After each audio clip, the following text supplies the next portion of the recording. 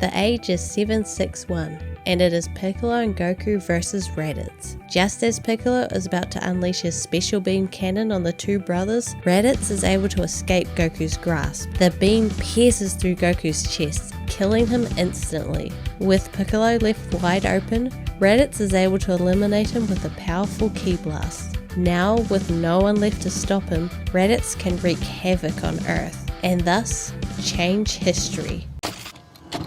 Wait, haven't we done this before?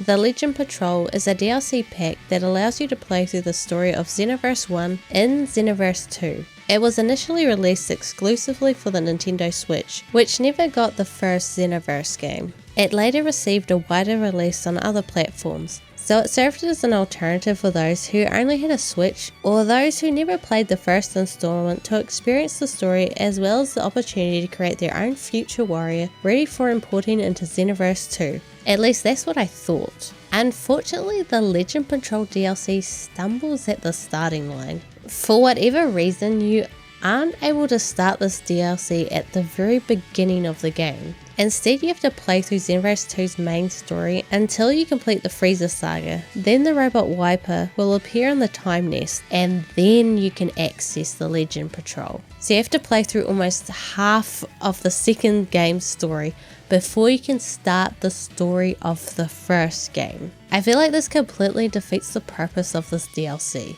And because it is set up like this, it means that newcomers to the series must remain confused for half of the game. It feels like they really did not think this through. Also, you are unable to use this DLC to import your own future warrior because it becomes available too late in the game. But this create a character importing issue is kind of a moot point, as we will soon see.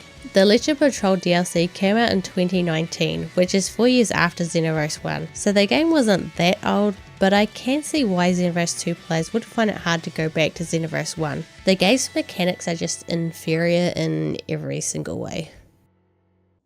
As I mentioned earlier, the robot Wiper will appear in the Time Nest after defeating Frieza. They are next to the stairs leading to the Time Vault. Talking to them will bring you to the chapter select menu that is exactly like the one in the actual Time Vault, but instead it will house all of the content featured in the first game. The only major difference here than from the original game is that you are able to play these levels on an easier difficulty if you want.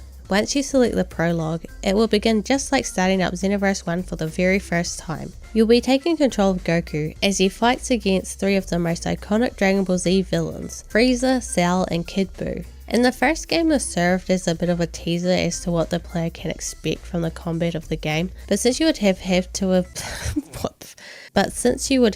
been playing for a few hours to get to play this DLC, the magic is kind of lost. But I still think this is a standout moment from Xenoverse 1.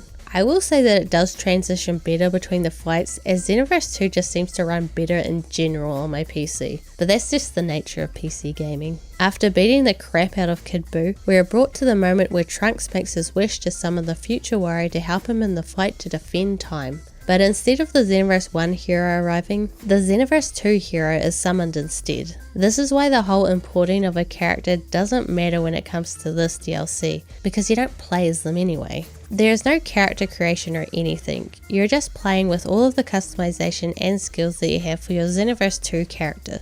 The premise for the Legend Patrol isn't that you are playing through the actual events of the first game, but you are playing through a simulation of the events using a combination of technology and the powers of the Time Vault. This is the excuse they use so you don't get to create your own Xenoverse 1 character. I think this was a disappointing approach to take for this DLC, especially for those playing on the Nintendo Switch. And it honestly feels a bit lazy in the way they implemented it. There should be an option on the main menu to be able to start the Xenoverse 1 campaign. From here it can be played out as normal and also allow players to create a new future warrior that can be imported into the base game if a player wants. Now there is another factor in the Legend Patrol DLC that may have influenced the removal of the created character, and that is the removal of Toki Toki City as a hub world. With no hub hub world, there would be no place for players to buy or edit skills, level up or change equipment. Maintaining the essence of customization and player agency is crucial for a title like Xenoverse, where personalization is a significant draw. While the absence of Toki Toki City as a hub world might initially seem like a setback, there are certainly clever workarounds that could preserve the player's ability to tweak their character. For instance, integrating a scaled down version of Toki Toki City within the existing game map, or expanding the functionality of the Time Nest with additional robot vendors that could offer players the necessary amenities without compromising the game's flow. This is just off the top of my head, but something simple like that would be enough to not limit players' customization options too much. The current approach just feels lacking. With some thoughtful adjustments, the DLC could be a better representation of Xenoverse 1, while enriching the gameplay experience for both new and returning players. Since I had already completed the main story of Xenoverse 2 before purchasing the Legend Patrol DLC, all of the missions were playable one after the other. When playing the first game, it took me around 15 to 17 hours, but with the level grinding removed and the constant need to return to Toki Toki City gone, it only took me around 2 to 3 hours to complete the entire story. Now there are a few other factors that play into the slow playtime, like the level of your character and whether or not you have the level scaling turned on or not. And I don't necessarily find this shorter length a bad thing, as it did help the narrative flow a bit better as there weren't constant pauses for level grinding, but it also further highlights some of the story's shortcomings as well, as absolutely nothing has been changed from the original. And since everything is exactly the same as the original, all of the mistakes still remain. You know how in Xenoverse 2 how they sort of fixed the error with who it was that cut off Vegeta's tail in the Saiyan saga? Well, in this DLC it undoes that fix. As just like in the first game, it shows that Krillin was the one that cut off Vegeta's tail with his Destructo Disc, rather than Yajirobe. There are also various dialogue errors. Sometimes the voice lines don't match the text, as well as the game just not taking into account that some people will be playing as female characters. To be honest, the mistakes with the dialogue are more funny than anything, and they don't really take away from the experience. If anything, they add to it. Speaking of dialogue, the cutscenes have been slightly improved from the original, thanks to the fact that the characters' mouths actually move up and down when they talk. Even though they are way out of sync for the English dub, they still look less awkward than them sometimes moving, but sometimes not. Just the consistency makes it look better. There is a part in the Frieza saga where Frieza declares that he has 3 more transformations, but then he just skips straight to his final form, which I know that is part of the time distortion, but it feels like it is used as a bit of an excuse not to include his other forms, which has become common among DBZ games. Same for Cell's other forms too. They almost never include their other transformations anymore. Even if you are playing through this DLC with a lower level character, it will be a much cruisier experience, since like in the base game of Xenoverse 2, the AI is far more forgiving. At some points they can be quite docile, like they don't even attempt to attack you. I'm not sure if this is on purpose or not, or if it is a holdover from how the enemy AI reacts when you are facing multiple at a time. With the less aggressive AI and my character being over-leveled, most of the fights were over pretty quickly, and it made another flaw of the game's design become more apparent, and that is the fact that you lose your transformations in between some cutscenes that take place during battles, and even certain attacks can be cancelled by these cutscenes. This issue is also in the base game, but man is it 10 times more noticeable here. It doesn't ruin the fights or anything, but sometimes I just opted out of using transformations because I didn't know if it was worth charging up to use them or not. I didn't mention this in my Xenoverse 2 retrospective because it wasn't that big of a deal, and honestly I kind of forgot about it until people were mentioning it in the comments, but once I began playing this DLC, I was starting to understand why it bothered some people so much, because it does get quite annoying.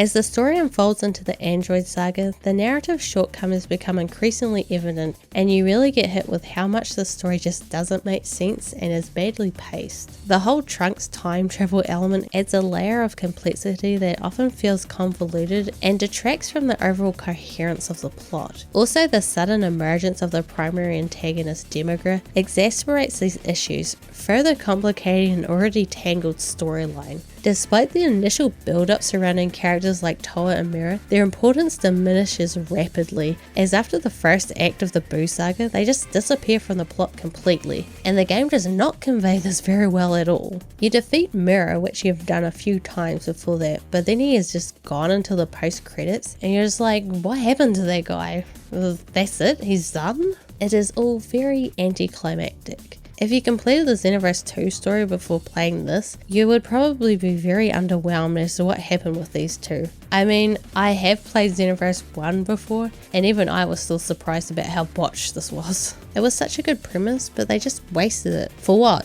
So they could have this stupid clown villain? He is so uninteresting. It's no wonder they abandoned him for the sequel and went back to focusing on Toa and Mira. There was one aspect of the story that did play out a little bit differently for me. Usually during the fight with Demigra in his final form, Goku will show up to help you, but if you manage to defeat Demigra in under 2 minutes, then your character will be the one to deliver the final blow with the power of friendship and shit. Even though you spend barely 5 minutes with most of these characters. Yeah, so aside from that moment, the story was a complete rehash of Xenoverse 1, which saying it like that makes it sound like a bad thing, but this is what the DLC advertised, and that is what it delivered. I know I have complained a lot so far in this video, but I do not think that the Legend Patrol DLC is bad, as most of its negative traits is inherited from Xenoverse 1.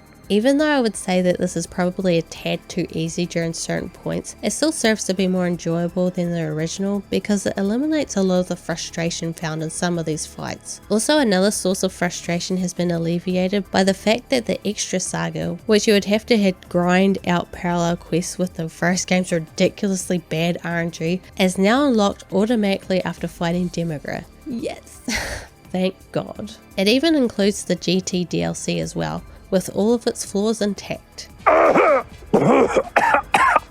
Yay. Okay, the GT stuff is pretty alright for the price point, and I am glad that they included it, even though it feels very disjointed from the rest of the story. It kind of makes it feel like it should have been placed somewhere before the Demigra saga, as where it is placed now, it doesn't feel like much of an ending. After you play it, it's kind of like, oh, that was the end? Okay. It definitely feels a bit tacked on, but I'm still glad it's there. They aren't ripping you off with this one. All of Xenoverse 1's story is here. Near the end of the Legend Patrol, you will discover that the robot wiper had deceived you. Initially it claimed that Capsule Corporation had built the simulation. However, after defeating Demigra, he reveals that the real creator, the Demon Fu, had created the simulation to gather energy from the distortions in history. At the time of writing the script, I have only completed the main campaign and the Legend Patrol, and I have no idea who Fu is. I suppose I have been playing the DLCs in the wrong order. Too bad for me, I guess. Now, the biggest question I wanted answered by playing this DLC was, does this serve as a better replacement for Xenoverse 1? In terms of just playing through just for the story alone, I would say hell yes. You get the benefit of skipping over the most boring parts of Xenoverse 1, like the excessive grind, not just for levels but also for the items required to unlock the extra saga. Plus you have the huge improvements to the gameplay that Xenoverse 2 made.